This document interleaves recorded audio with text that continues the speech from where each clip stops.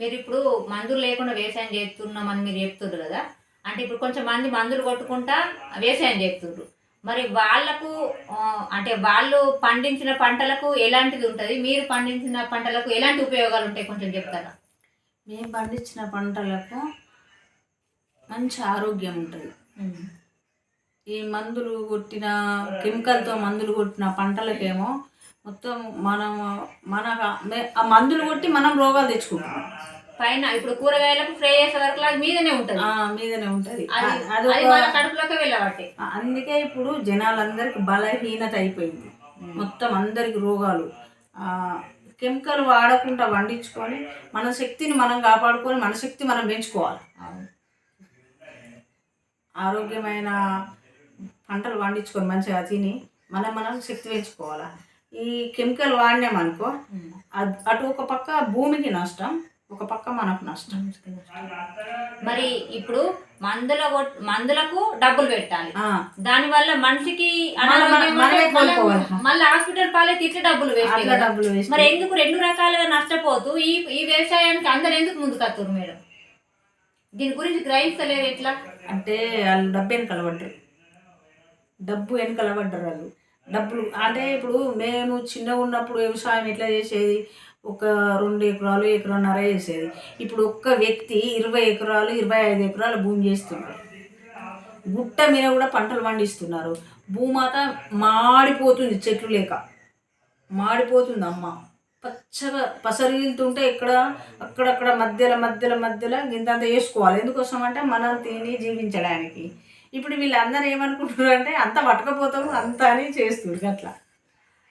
కానీ ఇట్లా మనం భూమాతకు ఎనర్జీని ఇస్తూ మంచి అంటే ఆరోగ్యకరమైన పంటలు తిని మనం కూడా ఆరోగ్యంగా ఉండి భూమాతకు ఆరోగ్యంగా ఉంచే ఈ సరైన మార్గం అంటే ప్రకృతి వ్యవసాయమే సరైనది. మనము ప్రకృతి వ్యవసాయమే చేయాలి. ప్రతి మనిషి ప్రకృతి వ్యవసాయం చేసి భూమాతకు ఆమెకు శక్తి పెంచుకున్న ఆమె ఆరోగ్యంగా ఉంటే మనం ఆరోగ్యంగా ఉంటాం.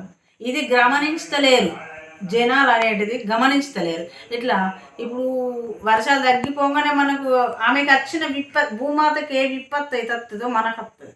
అంతే కదా. భూమాతకు మనకు సంబంధం ఏంటిది ఉందంటే ఆమె మట్టే మనం మట్టే, పంటలు ఎక్కువ వస్తాయి. మనము పంటలు కూడా మంచి పండుతాయి. మనము నాణ్యతతోని ఎరువులు వేసుకొని ఇప్పుడు గొర్రె ఎరువు కానీ ఆవుల ఎరువు కానీ పోసుకొని. మేడం ఇప్పుడు ఆవులు గొర్రెలు అన్నా కానీ ఇప్పుడు పొలాలకు అన్ని మీద స్ప్రేలు కొట్టరు. ఇప్పుడు ఈ ఆవులు తిన్నా కానీ ఆవులకు కూడా అనారోగ్యం వస్తుంది. అవి భూమి మీద మన 84 లక్షల జీవరాశులు, ప్రతి జీవికి ఉన్న 84 లక్షల జీవరాశులకు హాని చేసినట్టే. మరి అదంతా కర్మగా మారి మరి మానవునికి రాకుండా ఎవరికి వస్తుంది? అంతే, మనమే అనుభవించుడు తిరిగి మళ్ళీ ఇంకెవరు అనుభవిస్తారు? ఇది గ్రహించే రోజు రావాలని ప్రకృతికి పరమాత్మకు నిజంగా అందరూ గ్రహించాలి.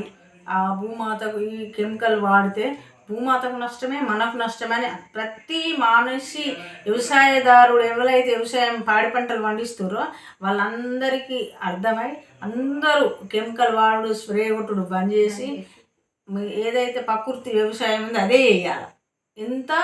ఎంత అవసరమైతే అంతే చేసుకోవాలా. లక్షలు పండించినా ఉండే దగ్గర, కోట్లు పండించినా ఉండేది. ఇంకా మనం వెళ్ళి మన పొలంలో కూకొని ధ్యానం చేస్తే అద్భుతంగా పంటలు వస్తాయి. మన ధ్యానం అంటే ఏంటి అంటే పరమాత్మను వేడుకుండి. ఇక్కడ ధ్యానం అంటే మళ్ళీ వేరేదో అని ఆలోచించకుండా వస్తాయి పంటలు. చెట్లు మంచిగా లేకుండా మనం అడవి కూకుండి మంచిగా. ఇప్పుడు ధ్యానం చేస్తే ఏంటంటే ఒక పరమాత్మను కోరుకోవడం అంటే ఒక బిడ్డ తల్లిని కోరుకున్నట్టు అంతే. అంటే అమ్మ నీకు హాని చేయము, మాకు హాని చేయక, అంటే మాకు ఎంత కావాలో అంత ఇవ్వు అని కోరుకోవడమే ధ్యానం చేయడం అంటే. అదే రకంగా మనం అక్కడికి వెళ్ళి ధ్యానం చేయడం అంటే అంతే, వేరే ఇది ఏదో కాదు. అక్కడికి వెళ్ళి మనం ధ్యాన స్థితిలో ఉండి ఆ అమ్మను కోరుకోవడం అంటే నేను నీకు ఎలాంటి హాని చేయను, మాకు కూడా ఎంత కావాలో అంత ఇవ్వు అని కోరుకోవడమే ధ్యానం చేయడం అంతే. ఈ ధ్యానం వేస్తే అద్భుతమైన పంటలు వస్తాయి. భూమాతకు అద్భుతమైన శక్తి. మనం తింటే మనకు శక్తి ఎంత ఇక్కడ ఎంత అద్భుతం. ఇంత అద్భుతాన్ని పక్కకు నెట్టేసి ఇదేంటి మన చేతులారా మనం చేసుకోవడం అంతే కదా. మరి ఇప్పుడు పిస్కరు కొట్టి ఇప్పుడు అట్లయినా గంతే వస్తుంది పంట, ఇట్లయినా గంతే వస్తుంది పంట. ఏదో వేలకు వేలు డబ్బులు పెట్టి స్ప్రే కొట్టినా గంతే వస్తుంది.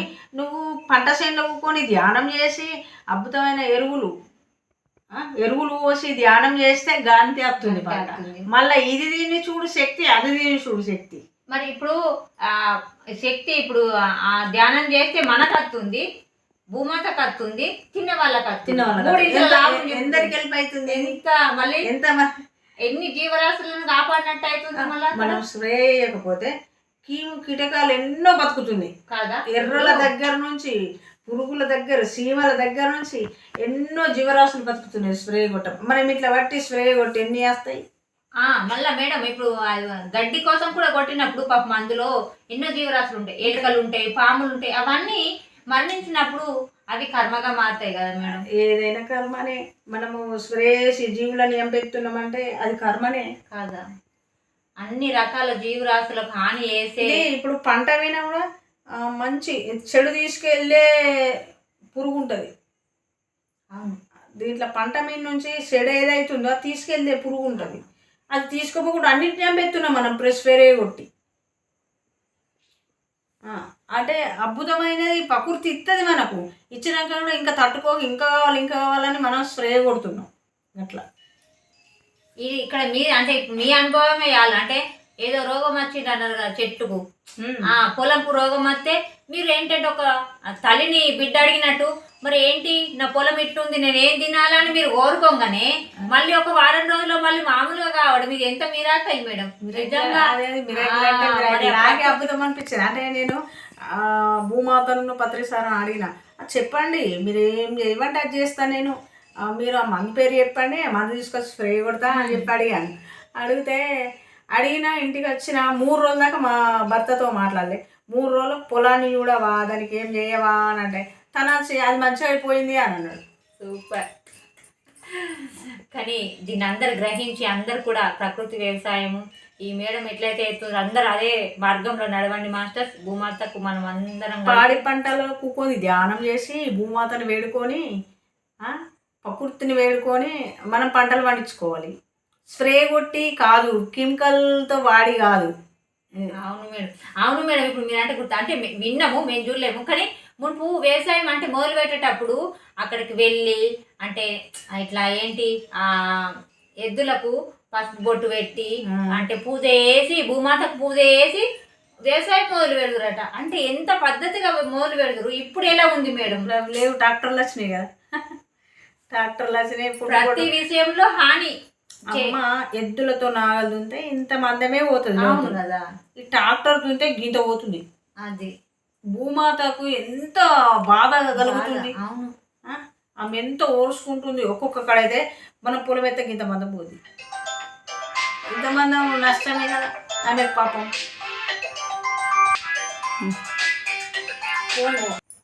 Thank you madam. మీ ప్రకృతి వ్యవసాయం ఎలా చేసిండ్రో మీ అనుభవాలు మాకు అందించినందుకు థ్యాంక్ యూ మేడం. ధన్యవాదాలు మేడం.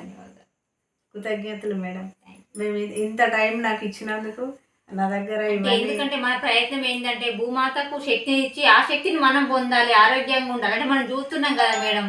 Thank you madam.